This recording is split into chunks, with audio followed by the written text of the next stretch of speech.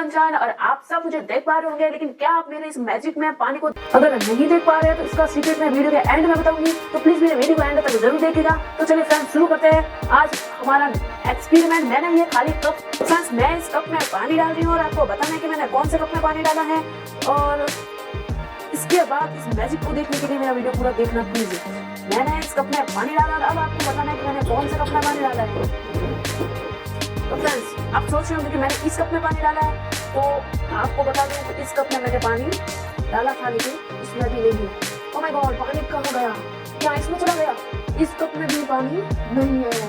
अब बारी है इस कप की, इस कप में भी पानी नहीं है। ये देखिए फ्रेंड्स, इस कप में भी पानी नहीं है। तो पानी आखिर गया कहाँ? सारा पानी कहाँ गया? मैंने इतना सारा पानी कप में डाला था, ये दोनों कप खाली, ये कप भी खाली, तो पानी गया कहाँ आखिर?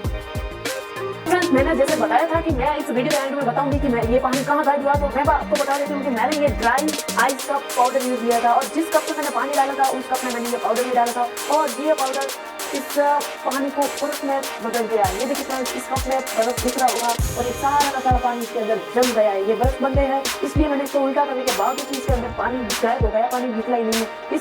इसलिए इस दोनों कप में देखिए फ्रेंड्स, पानी इसके अंदर जम चुका है। अगर मेरा वीडियो पसंद आए तो प्लीज लाइक कीजिएगा, शेयर कीजिएगा, सब्सक्राइब करना तो बिल्कुल नहीं भूलेगा। Thank you.